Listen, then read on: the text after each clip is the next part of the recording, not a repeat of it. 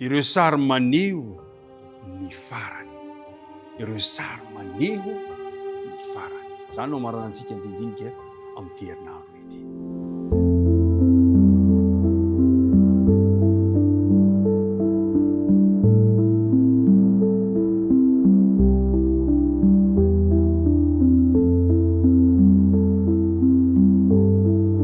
Merina mandrakariva ny fiarabanantsika tsirairay avy amin'izao famaranantsika ny telo volana ny anarantsika tamin'ny bokin'ny fandiniana ny faminaniana izao. Eto dia mbola manamafy antsika indray manentana antsika samba hiezaka hahazo ilay taridalana vaovao indray satria mandritra ny telo volana antsika dia andinika ny bokin'ny Exodosy. Manasanao mba hijery an'izany, manatona ny imprimerie adventiste, manatona ihany koa an'ireo dépositaire manerana ny tinosin-drazantsika mba afahantsika mandray an'izany. Dinika ifaranantsika andreo dia hoe ireo sary maneho ny farany. Fa ny andininy natao tadina dia ny Jona toko voalohany andininy vasivy manao hoe ary hoy izy tamin'ireo Hebreo ary Jehovah-Andriamanitra ny lanitra no ivavahako izay nanao ny ranomasina sy ny tany maina. Tamin'ity herinandro ity dia nandinika ny sary Ninive isika, ny mombamomba ny Ninive. Nahitantsika tao le hoe ilay iraka nampanaovina ny mpaminany Jona sy ny valiny nasetrin'izy ireo le mponina tao an-tanàna ka nandalovan'izy ireo tamin'ny fibebahana tanteraka. Ny fizarana faharoa dia nahitantsika ny sarin'ny Babilôna indray, ka nahitantsika ny lanona ny Belisazara, ka nahitantsika ihany koa ny faharavana tampoka tao amin'izany tanàna izany, ary indrindrandrindra nahitantsika any Kirosy ilay tandinon'ny Kristy ilay hanafaka ny voakan'Andriamanitra amin'ny fiverenan'i Jesosy tsy ho ela intsony. Mpiara-midinika namana, zany no sary maneho ny farany izao tontolo izao misy antsika ity. Navela nananjara lehibe teo amin'ny tantara ny firenena rehetra.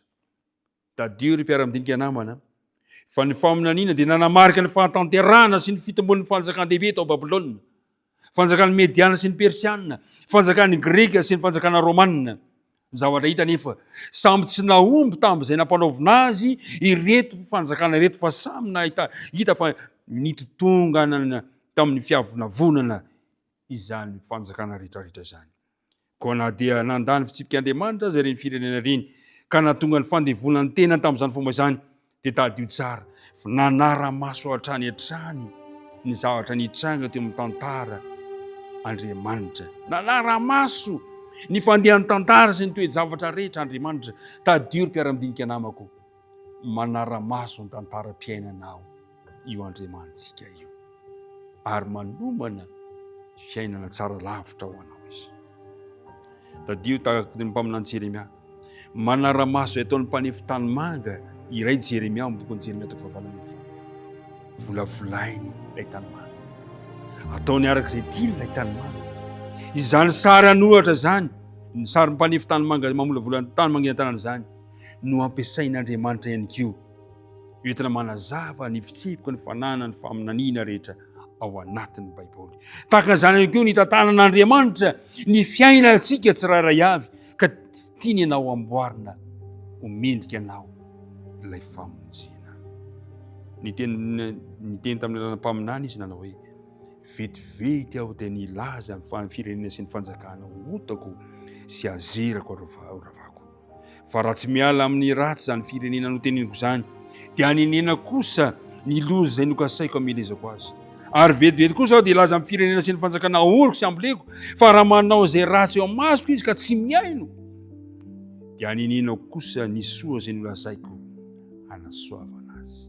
Ary mpiara-midinika namana, mitantana ny fandehan'ny toe-javatra rehetra Andriamanitra, mitantana ny fiainantsika rehetra Andriamanitra. Andriamanitra ane hombanao, Andriamanitra ane hitantana ny fiainanao, ka dia izy ane no homba ny fiainantsika tsirairay avy hiaraka hivavaka isika tompoko. Andriamanitra rainay tsara indrindra izay any an-danitra misaotra anao izahay noho ny fotoana sarobidy izay nomenao anay ka nahafahanay nandinika ny teninao, mitahi ny mpiara-midinika rehetra ianao ane hitantana ny fiainan'izy ireo, ka samy anapa-kevitra izahay andray ianao tompo sy mpamonjy ny fiainanay amin'ny anaran'i Kristy nangatana ny vavaka. Amen.